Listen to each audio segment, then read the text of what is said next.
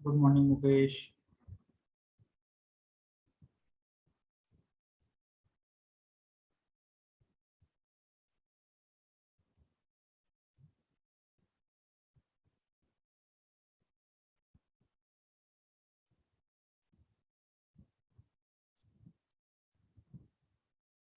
क्या साउंड अच्छे से क्लियर आ रहा है? क्या स्क्रीन आपके आगे अच्छे से शेयर है? Yes sir. Okay, thank you.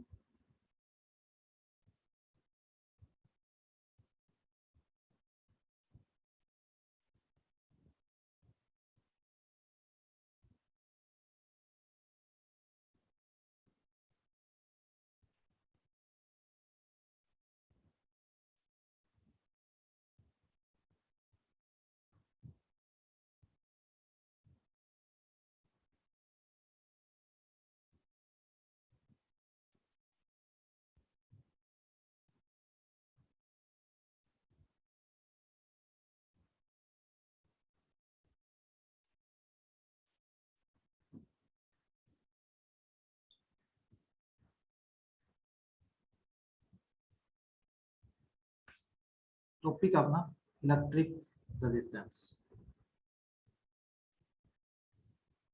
ठीक है, इलेक्ट्रिक रेजिस्टेंस टॉपिक अपना इलेक्ट्रिक रेजिस्टेंस। कि रेजिस्टेंस क्या चीज होती है, किस तरीके से वर्क करता है, क्या इसका पूरा फंडा है, विद ड्रिफ्ट वेलोसिटी के साथ रेजिस्टेंस का रिलेशन है।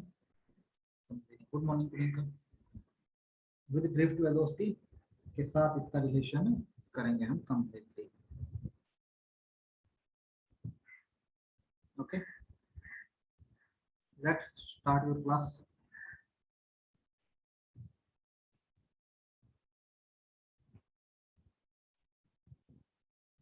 देखो, इलेक्ट्रिक रेजिस्टेंस की अगर जर्नल सी प्रॉपर्टी की अगर मैं बात करूँ ना, इलेक्ट्रिक रेजिस्टेंस की जर्नल छोटी सी प्रॉपर्टी क्या होती है या किस तरीके से वो अपना वर्क करता है। ठीक है, तो पहली चीज तो ये होगी क्या, ये एक मटेरियल की अब्स्ट्रैक्ट प्रॉपर्टी होती है जो क्या करती है, इलेक्ट्रिक करंट को फ्लो करती है। ठीक है,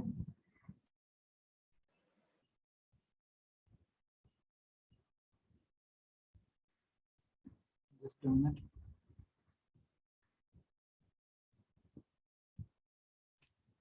ठीक है, property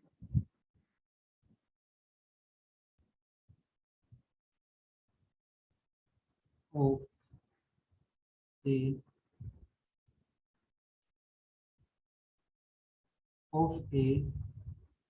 material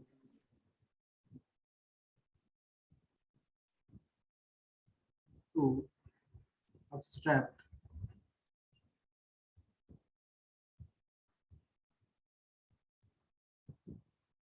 the flow of electric current।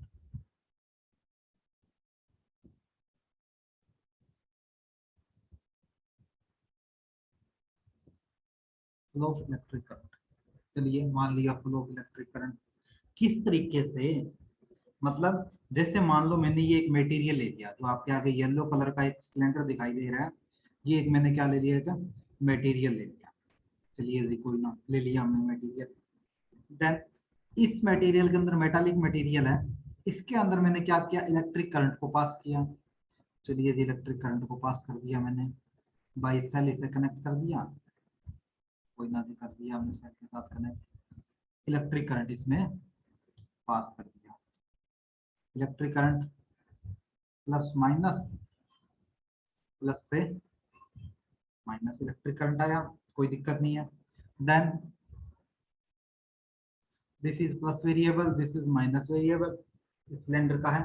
तो इसके अंदर ड्रिफ्ट वेलोसिटी की वजह से हमने क्या देखा कि इलेक्ट्रॉन्स मूव कर रहे हैं, इलेक्ट्रॉन्स मूव कर रहे हैं, इलेक्ट्रॉन्स मूव कर रहे हैं by property of electric, by property of drift velocity. ठीक है, तो अब इलेक्ट्रॉन्स मूव करने वाले जो मटेरियल है ना, वो एक रेजिस्टेंस की तरह काम करेगा, रेजिस्टेंस की तरह काम करेगा। वो क्या बनाएगा, नेट इसका वी क्या है, पोटेंशियल वी है इसका। तो V के साथ वो उसको बाध्य करेगा, मतलब उसको रोकेगा करंट के रिस्पेक्ट में, वो क्या कहलाता है, हमारा इलेक्ट्रिक रेजिस्टेंस कहलाता है। या हमने इसको ओम्स लॉ के साथ रिजल्ट फाइंड आउट किया था, कब, 10th के अंदर। 10th के अंदर हमने ओम्स लॉ के अकॉर्डिंग इसको पढ़ा था, लेकिन वो इतना ज्यादा कारगर इसका नहीं है, एक पर्टिकुलर साइंस उस रिजल्ट को नहीं मानती कभी भी, ओम्स लॉ के रिजल्ट को। ठीक है, साइंस जो मैं आपके डिस्प्ले के ऊपर जो लिखा हुआ है, इस रिजल्ट को साइंस परफेक्टली मानती है। ठीक है, जब मैं 10th क्लास के बच्चों को बैच लेता था आज से 2 साल पहले, उस टाइम में सेम डेफिनेशन 11th तो ये 12th और 10th क्लास की as it is same definition करवाता था। जितना भी इलेक्ट्रिक करंट का जो टॉपिक है 10th क्लास के अंदर, सेम एज इट इज जितने टॉपिक क्रैश होते हैं 12th के अंदर, उन बच्चों को 10th वाले टॉपिक नया करवाकर 12th वाले टॉपिक करवाता था मैं 10th क्लास में भी, जब मैं 2 साल पहले 10th क्लास लेता था। ठीक है, 2 साल हो गए, मैंने 10th क्लास की जगह ओनली +1 2 क्लासेस ही मैं लेता हूँ। उस टाइम में ये दो टॉपिक करवाता था। ठीक है, इलेक्ट्रिक रेजिस्टेंस एक अलग चीज है, ओम्स लॉ एक अलग चीज है। ठीक है, तो इसका मतलब जो फॉर्मूला हमारा बनेगा वो क्या बनेगा, R इज इक्वल टू एक V पोटेंशियल को रोक रहा है कौन, इलेक्ट्रिक करंट। ठीक है, किसके केस में, एक मटेरियल के केस में, तो अपना जर्नल सा फॉर्मूला बनेगा ये। देन इसकी यूनिट क्या बनेगी, अब आप कहोगे ये तो ओम्स लॉ के अकॉर्डिंग रिजल्ट नहीं बची, ओम्स लॉ के अकॉर्डिंग रिजल्ट नहीं है। ठीक है, ये रिजल्ट इसका एक्चुअली जो प्रॉपर्टी है ना, इसके रेजिस्टेंस का जो एक्चुअली रिजल्ट है वो यही है, जो मैंने डेफिनेशन बताई है ना, मतलब कंप्लीटली मैंने ये लिखा है, और जो मैंने वर्बली बोला है वो सारी चीजें according to Ohm's law scientific proof है। जब आप कुछ बुक्स है कि एक हेलियो नाम की बुक आती है, हेलियो राइटर है, ठीक है, उस बुक की कीमत थी 27,000 रुपए है। ठीक है, अब वो बुक की पीडीएफ पड़ी है मेरे पास, अगर उसको देखोगे ना तो उसके अंदर इतनी गजब गजब तरीके से रेजिस्टेंस की डेफिनेशन दे रखी है, आप बिलीव ही नहीं कर सकते। तो एक्चुअली जो रेजिस्टेंस के बारे में जो मटेरियल है ना आपकी डिस्प्ले डिस्प्ले पर, वो यही है, ना कि हम 10th क्लास का यहाँ पर चिपका देंगे, ऐसा कुछ नहीं होगा। हाँ, ये चीज हम 10th के अंदर चिपका सकते हैं, चिपका के आ सकते हैं, करवाते हैं हम तो ये। ठीक है, इसकी यूनिट क्या होती है बच्चे, ओम होती है। ठीक है, जिसे ग्रीक लेटर में हम इस तरीके से लिख सकते हैं ओम। ठीक है, ये इसकी क्या होती है कि यूनिट होती है। आगे बढ़ते हैं बच्चे। ठीक है, अब हम करते हैं ड्रिफ्ट वेलोसिटी के केस में इसका रिलेशन। ड्रिफ्ट वेलोसिटी के केस में इसका रिलेशन कैसे निकलता है या क्या रिजल्ट होता है, हमने कल के टॉपिक में किया था क्या, we know that I is equal to, result किया था मैंने कल, वी डी ड्रिफ्ट वेलोसिटी। ठीक है, ई एन ए, ये रिजल्ट मैंने कल करवाया था। अगर किसी को डाउट है यहाँ तक तो बता दो, इस रिजल्ट में भी सर हमें डाउट है। ठीक है, इफ वी डी पता ही है क्या होती है, वी डी क्या, ड्रिफ्ट वेलोसिटी,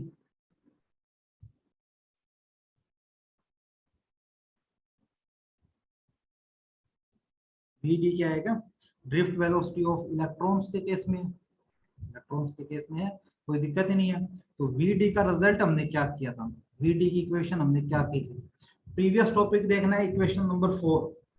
प्रीवियस टॉपिक में इक्वेशन नंबर 4 देखोगे तो रिजल्ट क्या आया था, ई तो वी अपॉन में एम एल, शो ही करवा देता हूँ, आप नहीं देखोगे, मुझे पता है।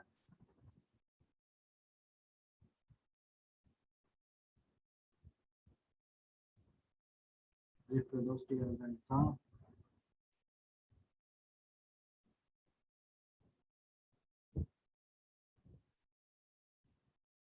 This is result on your display, ये रिजल्ट है, इसी रिजल्ट का तो हमने वहां लिखा है, यही रिजल्ट तो लिखा है। इस वीक को मैंने लास्ट में लिखा, वो कुछ नहीं लिखा, इस वीक का रिजल्ट मैंने पीछे लिख दिया, क्योंकि इस वीक का हम पीछे काम करेंगे, इसका यूज करेंगे पीछे। ठीक है, सेम वही रिजल्ट लिखा है, किसी को डाउट है ही नहीं आता।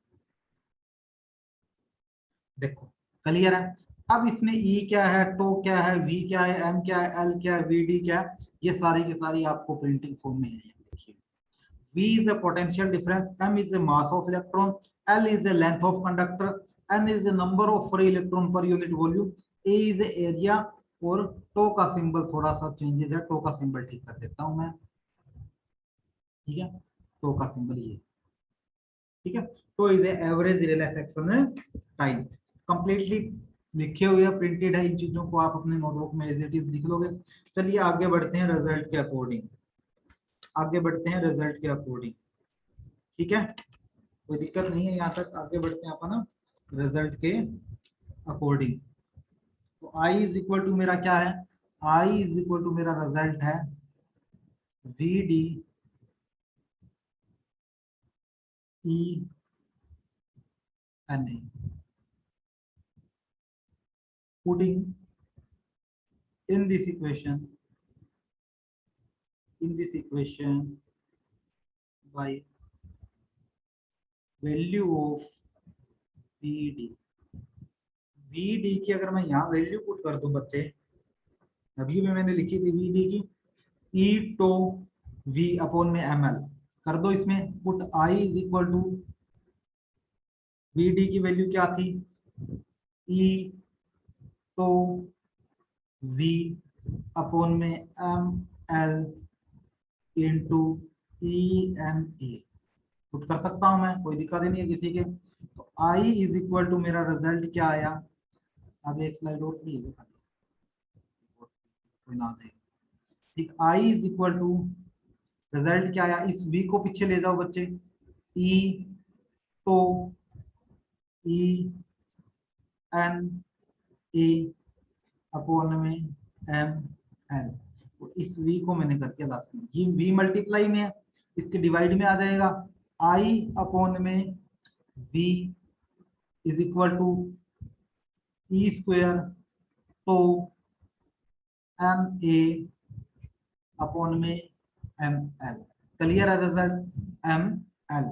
नाउ हमने अभी अभी पीछे क्या किया था, शुरुआत में ही मैंने बताया था रेजिस्टेंस का रिलेशन क्या होता है, रेजिस्टेंस होता है v अपॉन में आई, v अपॉन में आई, लेकिन अपना तो i अपॉन में v है, उसको रेसिप्रोकेट कर सकते हैं ना, उसको मैंने क्या कर दिया, रेसिप्रोकेट कर दिया, इस पूरे को रेसिप्रोकेट कर दिया मैंने।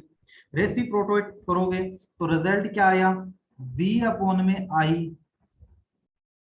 v अपॉन में i is equal to m, v upon में i is equal to M L E square tau N A, clear है, ई स्क्वेयर तो एन ए, ये रिजल्ट मेरा आपकी स्क्रीन के ऊपर शो हो रहा है। नाउ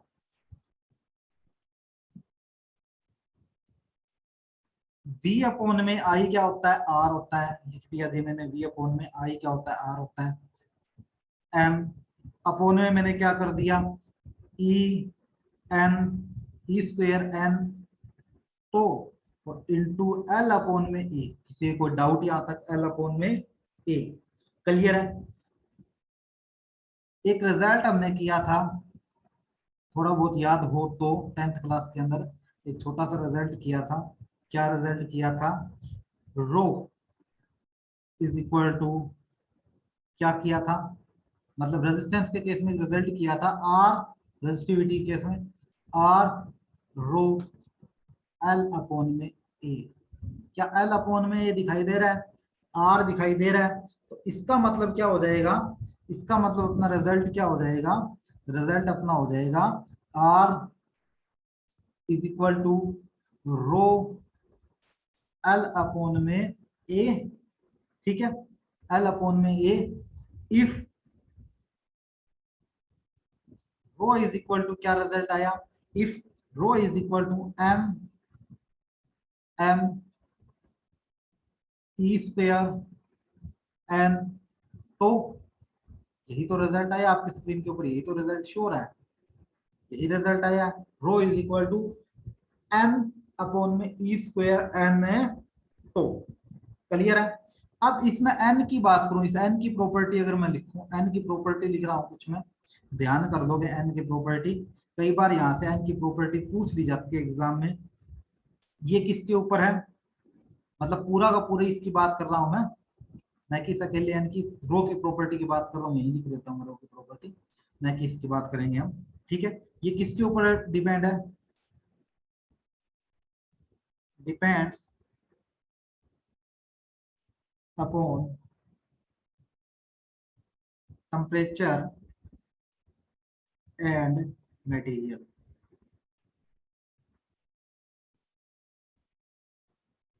टेम्परेचर और मटेरियल के ऊपर डिपेंड है, क्लियर सी बात है।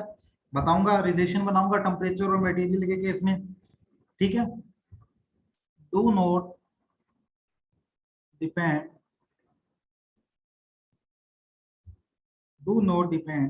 on shape and size.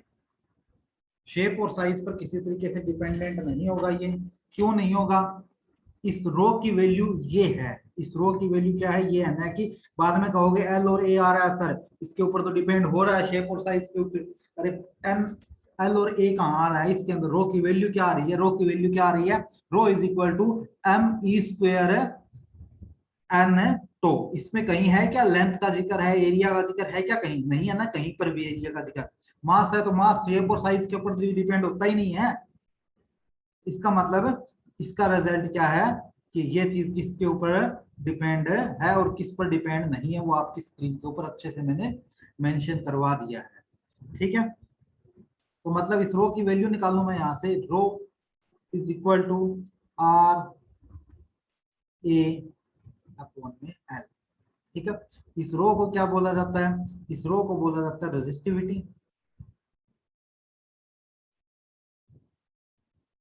इस रो को बोला जाएगा रेजिस्टिविटी। किसी को डाउट हो ना, आप बोल देना कि हाँ सर यहाँ से हमें डाउट है, ये चीज हमारे समझ में नहीं आई।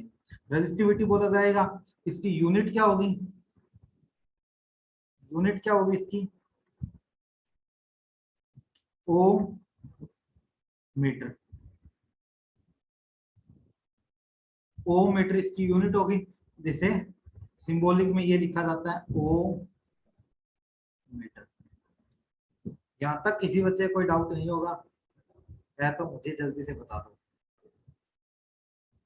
ठीक है। सारा टॉपिक यही है बच्चे, कोई दिक्कत वाली ज्यादा बात नहीं है, एज इट इज है, अच्छे से समझ में आ जाएगा आपके, ठीक है। ऐसा कुछ नहीं होगा कि आपके समझ में ना आए, अच्छे से करवा देंगे फिजिक्स, कि आप सोचोगे भी इतनी भी इजी फिजिक्स है भी क्या, ठीक है।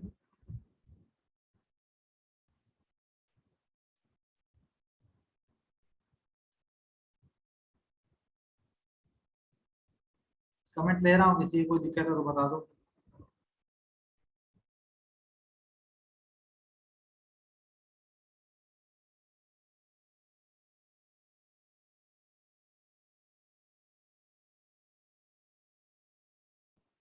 कमेंट सीन कर रहा हूँ, बता सकते हो आप, कोई डाउट है तो मैं पीछे की स्लाइड कर देता हूँ, तब तक आप स्क्रीनशॉट ले लीजिए।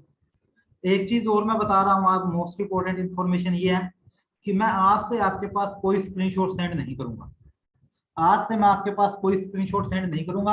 आपकी ड्यूटी ये रहेगी, रिपीट कर रहा हूं, आज के बाद मतलब कल तक मैंने जो स्क्रीनशॉट सेंड कर दिए थे वो कर दिए थे, आज से मैं कोई स्क्रीनशॉट सेंड नहीं करूंगा। आपकी ड्यूटी ये रहेगी कि आप खुद इस वीडियो का बैकअप आपके पास रहेगा ही रहेगा, वीडियो को देखोगे शाम को अच्छे से दोबारा है, और साथ के साथ नोट्स बनाओगे।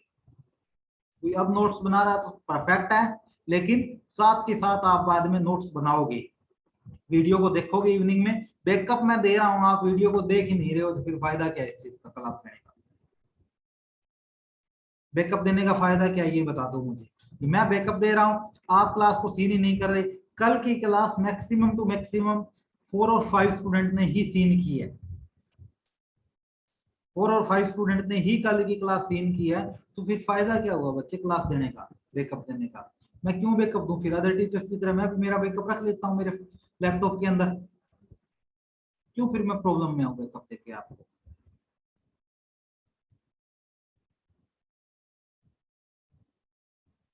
हो सकती है इलेक्ट्रॉन डेंसिटी तो चेंज होगी बच्चे, इलेक्ट्रॉन डेंसिटी किसके ऊपर डिपेंड थी? एरिया के ऊपर डिपेंड थी।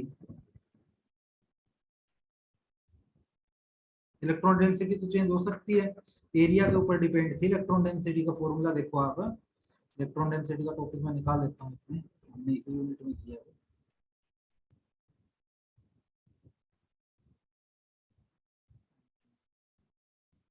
ये रहा इलेक्ट्रॉन डेंसिटी, देखो आई अपॉन में ए था इलेक्ट्रॉन डेंसिटी, जिसे जे से लिखा जाता था, ठीक है।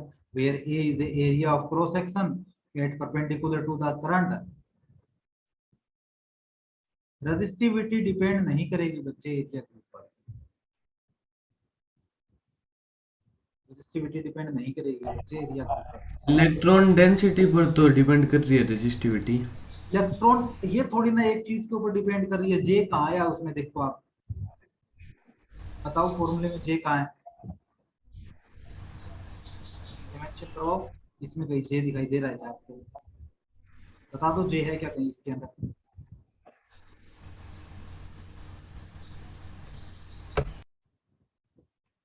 नहीं है जे इसके अंदर कहीं पर भी। फॉर्मूला आपकी स्क्रीन के ऊपर है, जे थोड़ी ना टो आई है, तो टोर क्या है? रिले सेक्शन टाइम है। वेयर एन मेरा क्या है, एन के बारे में सारी चीजें मैंने लिखी है, पूरा का पूरा मेंशन करवा रखा है। Where v is a potential difference, m is the mass of electrons, l is the length of conductor, n is the number of free electrons per unit volume, a is the area of cross section, tau is the average relay section time। कहाँ इसमें जिक्र ही नहीं किया मैंने area density का। तो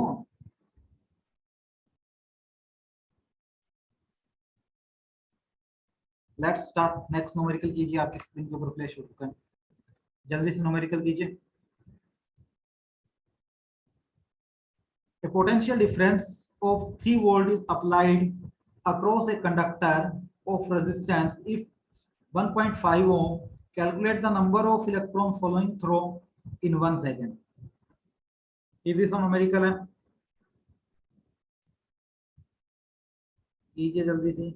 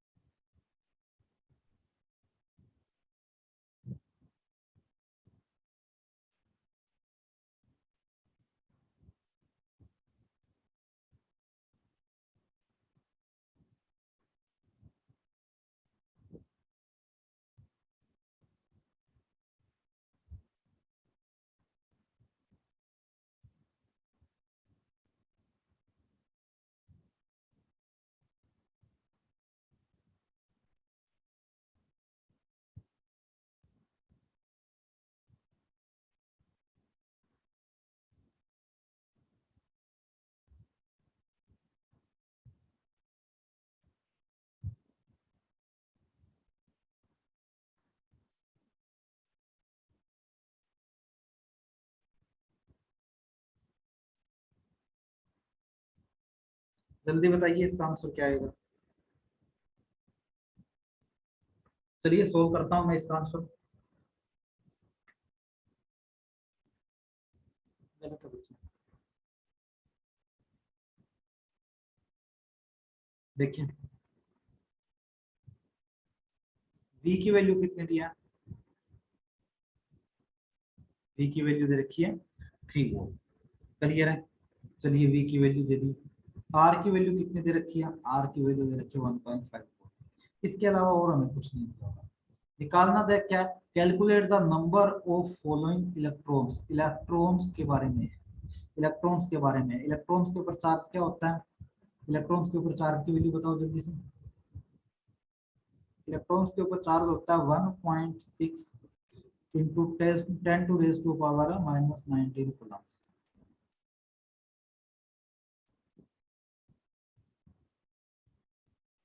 समझो सही है आपका, ठीक है, क्लियर है, ठीक है।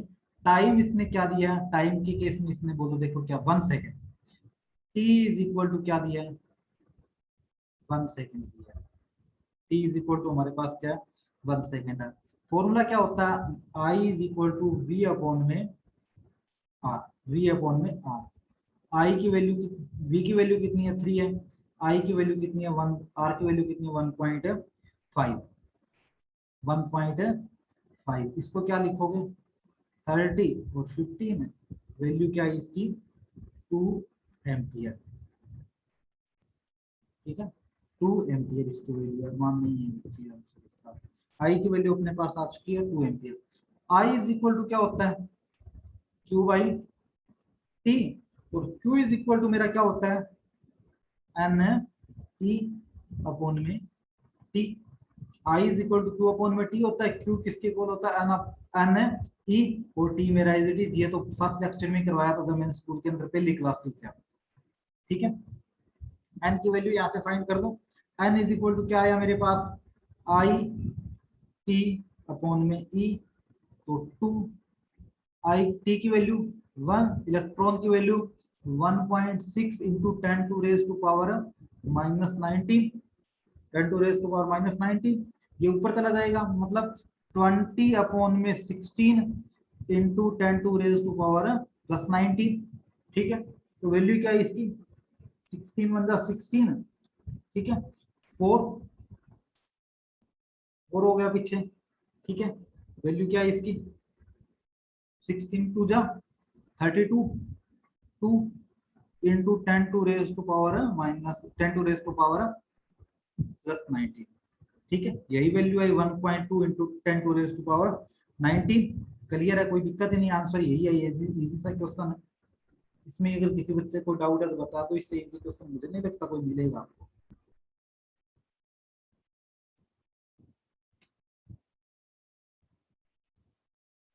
ये न्यूमेरिकल थोड़ा सा टिपिकल है, निकालने की कोशिश करो, निकलता है तो।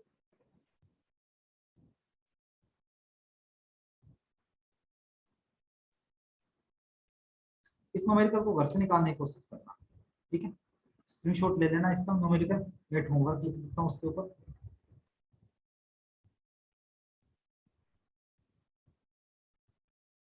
होमवर्क है ये आपका, घर से निकालना है इस न्यूमेरिकल को, इजी न्यूमेरिकल है, कोई दिक्कत नहीं है, हो जाएगा। नहीं होता तो फिर आप मुझे बता सकते हो इसके बारे में कि सर हमसे वो न्यूमेरिकल क्लियर। देखो, effect of temperature on resistance और रेजिस्टिविटी। अब बात करेंगे, टेम्परेचर डिपेंड था ना, रेजिस्टेंस या रेजिस्टिविटी डिपेंड थी ना टेम्परेचर के ऊपर, मैंने बताया था पीछे। तो कितने डिपेंड है, किस तरीके से डिपेंड है, वो सारी चीजें अब हम यहाँ करेंगे। डिपेंड हो रहा था, कैसे हो रहा है, क्यों नहीं हो रहा, डिपेंड हो रहा, तो सारी चीजें हम यहाँ करेंगे। आर इज इक्वल टू मेरा प्रीवियस रिजल्ट यूज कर रहा हूँ, आर इज इक्वल टू मेरा क्या आया था एम एल, ठीक है, एन ई स्क्वायर तो ए, रिजल्ट आया था। तो R इज इक्वल टू मेरा क्या आया वहां पर, R इज इक्वल टू मेरा रिजल्ट आया रो एल अपॉन में ए। रो की वैल्यू क्या आई मेरी वहां पर, रो की वैल्यू आई एम एन ई स्क्वायर और तो ये वैल्यू हम कर चुके हैं। फर्स्ट केस लेते हैं, फर्स्ट केस लेते हैं फॉर कंडक्टर के केस में।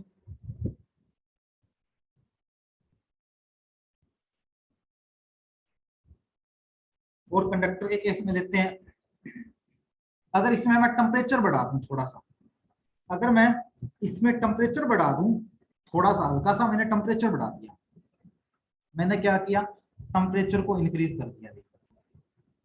टेम्परेचर था, टेम्परेचर को मैंने यहाँ पर क्या कर दिया थोड़ा सा बढ़ा दिया, टेम्परेचर को मैंने यहाँ पर थोड़ा सा बढ़ाया। रिजल्ट क्या हुआ, रिजल्ट क्या निकला, जो वाइब्रेशन थी ना, टेम्परेचर बढ़ाएंगे तो इलेक्ट्रॉन ही वाइब्रेट करेगा। प्रीवियस ईयर क्वेश्चंस में आंसर मैच आपके आगे मैंने कैलकुलेट किए बच्चे, आप चेक करोगे कैलकुलेट के अंदर, या मेरे पास प्रीवियस ईयर का क्वेश्चन भेजोगे, जरूर उसमें कुछ नया दिया है। कैलकुलेट किया मैंने, कैलकुलेट में कहीं कोई डाउट नहीं है अरमान, ठीक है, लेकिन फिर भी आप मेरे पास व्हाट्सएप कर दोगे क्वेश्चन, चेक कर लेंगे, ठीक है। वाइब्रेशन क्या हुआ, वाइब्रेशन इलेक्ट्रॉन्स के अंदर होनी शुरू हो गई, वाइब्रेशन हुई इलेक्ट्रॉन में, ठीक है, वाइब्रेशन हुई इलेक्ट्रॉन के अंदर। अब वाइब्रेशन हुई तो उनके पास जो कोलिजन्स था, कोलिजन्स था वो भी तो क्या हो गया, वाइब्रेशन हुई तो कोलिजन्स था वो क्या हुआ, बढ़ गया, कोलिजन्स बढ़ा, कोलिजन्स का मतलब मैं पता ही है कि कोलिजन्स हमारा वहां पर क्या हुआ, कोलिजन्स बढ़ गया। चलिए जी, कोलिजन्स बढ़ गया, कोलिजन्स डिपेंड किसके ऊपर था, किसके ऊपर डिपेंड था, मैंने कौन सा टॉपिक देखोगे आप, ड्रिफ्ट वेलोसिटी, कोलिजन्स किसके ऊपर डिपेंड था, टो के ऊपर डिपेंड था, लेकिन रिलेशन क्या था टो के साथ, उसका इनवर्सली प्रोपोर्शनल था। अगर कोलिजन बढ़ गया तो टाइम क्या हुआ, वो अलग अलग हो जाएगा, उसका टाइम एक मैच नहीं करेगा, रिले सेक्शन टाइम था वो मैच नहीं करेगा। अब अगर रिले सेक्शन टाइम मैच नहीं किया तो रेजिस्टेंस, इस रेजिस्टेंस और टो का रिलेशन क्या है, अपोजिट है। रेजिस्टेंस और टो का रिलेशन क्या है, अपोजिट है। तो इसका मतलब टो अगर मेरा कम हुआ तो रेजिस्टेंस मेरा यहाँ पर क्या हो जाएगा, रेजिस्टेंस मेरे यहाँ पर क्या हो जाएगा, बढ़ जाएगा। रेजिस्टेंस मेरा बढ़ जाएगा। रेजिस्टेंस और रेजिस्टिविटी का रिलेशन क्या है, रेजिस्टेंस और रेजिस्टिविटी का रिलेशन क्या है, सेम है, डायरेक्टली है। तो इसका मतलब अगर रेजिस्टेंस बढ़ी तो मेरे पास है रेजिस्टिविटी भी बढ़ जाएगी, अगर रेजिस्टेंस बढ़ी तो मेरे पास है रेजिस्टिविटी भी बढ़ जाएगी। क्लियर है। देखो मैंने टेम्परेचर बढ़ाया थोड़ा सा, ठीक, कंडक्टर के अंदर, उसमें वाइब्रेशन ऑफ इलेक्ट्रॉन्स होगी, तो इलेक्ट्रॉन्स इधर उधर भागना शुरू कर देंगे। इलेक्ट्रॉन्स भागेंगे तो कोलिजन्स बढ़ेगा, कोलिजन्स बढ़ेगा तो टो कम होगा, क्योंकि कोलिजन्स और टो इनवर्सली का रिलेशन है। अब टो बढ़े, टो घटा मेरा, तो रेजिस्टेंस क्या होगा मेरा, बढ़ेगा, क्योंकि टो और रेजिस्टेंस का इनवर्सली का रिलेशन है। अब रेजिस्टेंस मेरा बढ़ा, रेजिस्टेंस और रेजिस्टिविटी का क्या डायरेक्टली रिलेशन है, तो डायरेक्टली मेरे पास है रिजल्ट यहाँ पर आ जाएगा।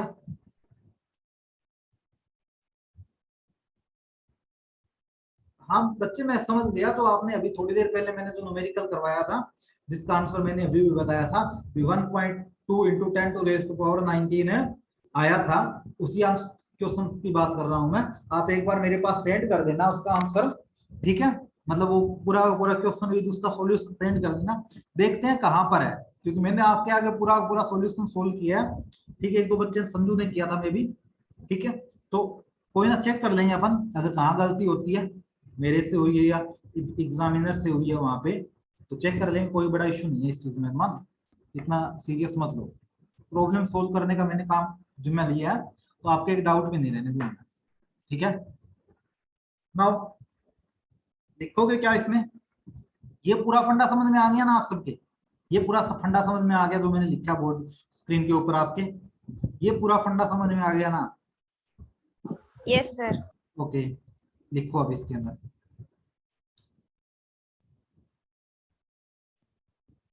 दे हैव, कंडक्टर के केस में लिखा जा रहा है, they have 10 to raise to power 29 free electrons per unit volume, ठीक है, eight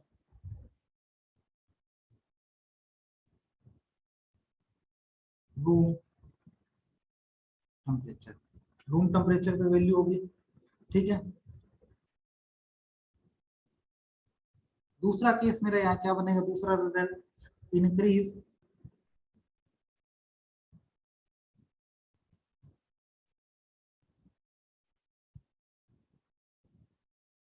increase in N, N को अगर मैं इंक्रीज कर दूं, इज insignificant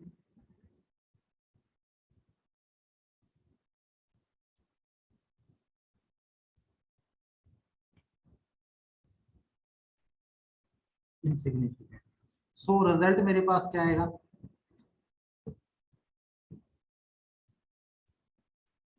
सो वाइट दे देता हूं।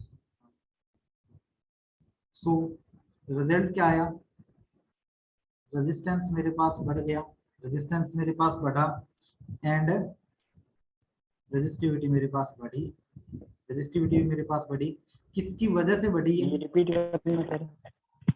किसकी वजह से बढ़ी है मेरे पास, ये बढ़ी मेरे पास टेम्परेचर जो मैंने इंक्रीज किया था ना, किसकी वजह से बढ़ी थी मेरे पास, जब मैंने टेम्परेचर को इंक्रीज करवाया। ये सारा का सारा केस मेरा किसकी वजह से बढ़ा, टेम्परेचर को मैंने इंक्रीज करवाया, उस केस में बढ़ा। क्लियर है यहाँ तक। रूम टेम्परेचर पे फ्री इलेक्ट्रॉन्स कितने, फ्री इलेक्ट्रॉन्स की स्पीड क्या होती है, 10 to raise to power 29 free electrons metre cube क्या होती है, उनकी स्पीड के केस में चलता है बच्चे। इलेक्ट्रॉन्स इतनी ज्यादा गति करते हैं रूम टेम्परेचर के ऊपर, रूम टेम्परेचर पर इतनी उसमें वाइब्रेशन होती है, स्पीड नहीं बोल सकते, वाइब्रेशन बोलना ज्यादा बेटर रहेगा इसके अंदर, तो वाइब्रेशन होती है। तो अगर एन को मैंने इंक्रीज कर दिया, मतलब नंबर ऑफ इलेक्ट्रॉन्स को मैंने वहां पर क्या कर दिया, number of electrons per unit volumes थे, उनको मैंने क्या कर दिया, इंक्रीज कर दिया वहां पर। तो रिजल्ट क्या बना, मेरे पास टेम्परेचर बढ़ गया, टेम्परेचर बढ़ने से रेजिस्टेंस बढ़ गई, रेजिस्टेंस बढ़ने से मेरे पास क्या हो गया? एक बार रुक जाओ, मैं बोल रहा हूँ, ठीक है। रेजिस्टेंस बढ़ गया, रेजिस्टेंस बढ़ने से मेरे पास इनसिग्निफिकेंट है, इंक्रीज इन एन। अगर इंक्रीज को एन को मैंने इंक्रीज कर दिया तो इनसिग्निफिकेंट हो गया वहां पर। इनसिग्निफिकेंट मतलब उनका रिलेशन क्या हो गया, अपोजिट हो चुका है। और मेरे पास रेजिस्टिविटी है यहाँ पर, ये भी मेरे पास है बढ़ गई। ये लिखने का तरीका है, ये चीज लिखोगे। और पूरा जो मैंने ऊपर येलो वाला बनाया है ना, ठीक है, जो मेरी मार्कर की इंक आप जो निब आपके आगे शो हो रही है डिस्प्ले पर, ये पूरा का पूरा लिखोगे आप, ठीक है, पूरा का पूरा लिखो, ये दोनों पॉइंट बनाओगे और फिर ये चीज लिखोगे। इसका ग्राफ और देख लो आप जल्दी से, क्योंकि टाइम अप हो रहा है उसके बाद में, ठीक है, 1 मिनट रहती है अपने पास। ग्राफ और चेक कर लो इसका, ग्राफ क्या आएगा,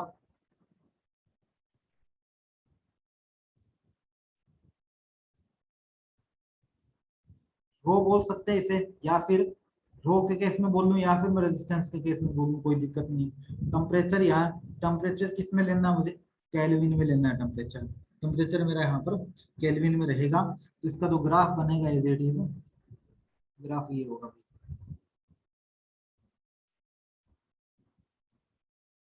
ग्राफ इस तरीके से होगा। बना कौन सी केस में, किसके केस में बना ग्राफ, वो और दिख देता हूँ मैं यहाँ पर। कॉपर का ग्राफ ज्यादातर देखते हैं हम, क्योंकि हम मार्केट में जाते हैं तो कॉपर का कंपैरिजन किससे करते हैं, एल्यूमिनियम से करते हैं। तो इसमें मोटर किसकी है, कॉपर की है या फिर एल्यूमिनियम की है, ठीक है। कॉपर का ले रहे हैं हम ग्राफ यहाँ पर, किसके केस में, रेजिस्टिविटी और टेम्परेचर के केस में, ठीक है। कई बार मैंने ऊपर रेजिस्टेंस भी लिखा, तो रेजिस्टेंस ले सकते हैं इसमें, रेजिस्टेंस और रेजिस्टिविटी। आई होप ये चीज क्लियर हुई है, ठीक है। कंडक्टर के केस में कल करेंगे सेमीकंडक्टर और फिर करेंगे हम एलॉय, ठीक है। Thank you everyone. Thank you, sir. एक बार रुक जाओ, एक बार रुक जाओ, Thank you, sir. एक बार रुक जाओ, मैंने अटेंडेंस नहीं दिया आपको यार।